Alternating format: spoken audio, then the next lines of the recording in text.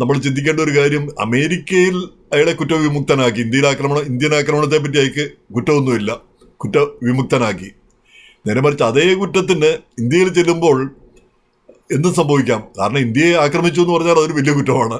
നമ്മൾ വിചാരിക്കും അയാൾ ആരെയും കൊന്നിട്ടില്ല, പിന്നെ തോക്കെടുത്തിട്ടില്ല, പിന്നെ ഒരു കാര്യവും ചെയ്തിട്ടില്ല, പഴയ അയാൾ സഹായിച്ചു, പിന്നെ ഏതെങ്കിലും തരത്തിലുള്ള സഹായം എത്തിച്ചു എന്നുള്ളത് മാത്രമേ ഉള്ളൂ. പക്ഷേ അത് ഇന്ത്യക്കെതിരെയുള്ള ഒരു രാജ്യത്തിനെതിരെയുള്ള ഗൂഢാലോചനയാകുമ്പോൾ അതൊരു രാജ്യദ്രോഹ കുറ്റമായി. അപ്പോൾ ആ കേസ് വളരെ വലുതായി മാറുന്നു.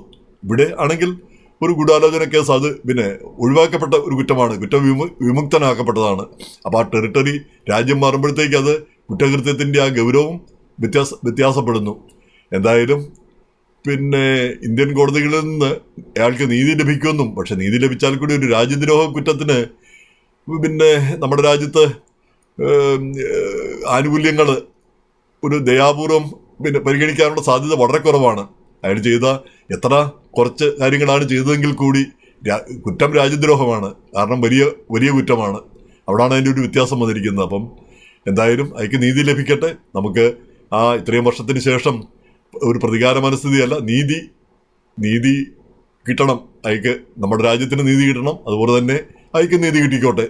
ആ രീതിയിൽ നമ്മൾ ചിന്തിക്കേണ്ടതുണ്ട്. പ്രതികാര മനസ്ഥിതിയല്ല, നീതി. അപ്പം ഇന്ത്യയെ ആക്രമിക്കാനും അതിനെ സഹായിക്കാനും ഒക്കെ ചെയ്തവർക്ക് ഏത് രീതിയിലാണ് നീതി നടപ്പാക്കേണ്ടതെന്ന് അത് തീർച്ചയായിട്ടും കോടതികളാണ് തീരുമാനിക്കേണ്ടത്. എന്തായാലും ഇയാളൊരു ബിഗ് ഫിഷ് ഒന്നും അല്ല. നമ്മൾ വിചാരിക്കുന്ന പോലെ ഈ ഇന്ത്യൻ പത്രങ്ങളിലും മീഡിയയിലും ഒക്കെ പറയുന്ന പോലെ ഒരു ബിഗ് ഫിഷ് ഒന്നുമല്ല. ഒരു ചെറു മത്സ്യം മാത്രമാണ് അയാൾ. പക്ഷേ കുറ്റം വലുതാണെന്ന് മാത്രം.